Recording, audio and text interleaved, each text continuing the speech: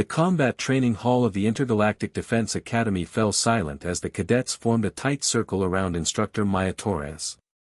7 alien warriors, each from different corners of the galaxy, towered over the human woman who barely reached 5'4" in her boots.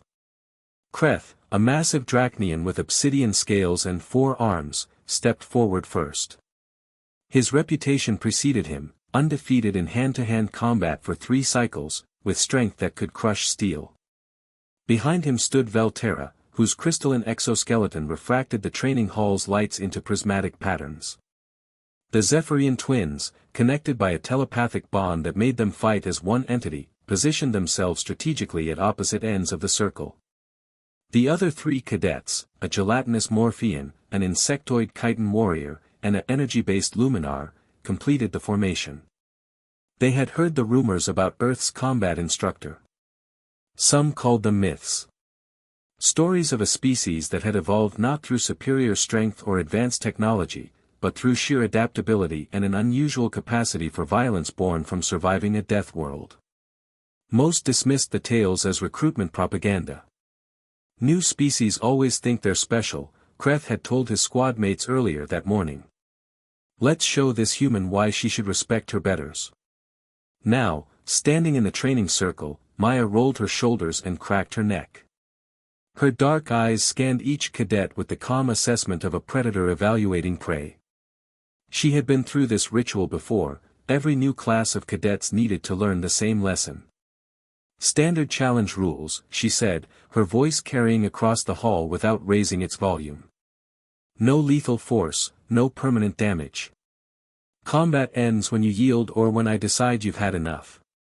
She paused, a slight smile playing at the corner of her lips. So, gentlemen and ladies, what'll it be? Do you want one at a time or all together?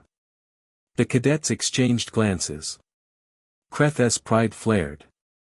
Going one-on-one would take forever, and the human was clearly trying to intimidate them with false confidence. All together, he growled.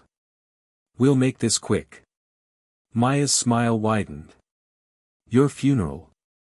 The Zephyrian twins attacked first, moving with synchronized precision that had won them championships across their sector. Maya didn't move until they were within striking distance, then dropped low and swept left. Her leg connected with the first twin's knee, not where the joint should be on a human, but exactly where Zephyrian anatomy placed its structural weakness. The cadet crumpled. Before the second twin could react, Maya had already pivoted, using the falling body as a springboard to launch herself at Velterra. The crystalline warrior raised her arms to block, but Maya didn't strike where expected. Instead, she clapped her hands on either side of Velterra's head. The resonance frequency, a piece of knowledge from humanity's exhaustive biological database, shattered the chitin warrior's concentration, sending harmonic vibrations through her crystalline structure. Velterra stumbled back, disoriented. Kreth roared and charged, for arms ready to cage the human. Maya waited until the last possible second, then dropped and rolled between his legs. As she came up behind him, her elbow found the nerve cluster at the base of his spine, another anatomical weakness catalogued from humanity's first contact with Dracnians. The Morphean tried to engulf her, its gelatinous form spreading wide. Maya grabbed a training staff from the wall rack without looking and channeled an electric current through it. The Morphean convulsed and retreated, its cellular structure temporarily disrupted. In less than 2 minutes, all 7 cadets were on the ground, groaning or struggling to rise. Maya stood in the center of the circle, barely breathing hard. She hadn't used superior strength or speed.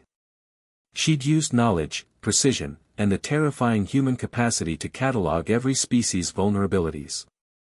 Lesson 1, Maya said, helping Kreth to his feet despite his considerably greater mass. Combat isn't about being the strongest or the fastest. It's about being smart enough to know your enemy better than they know themselves. She looked around at the humbled cadets. Humanity survived because we learned to fight smarter, not harder. Welcome to my class. Next time, you might actually land a hit. Kreth, rubbing his aching spine, managed a respectful nod. Perhaps the rumors weren't myths after all.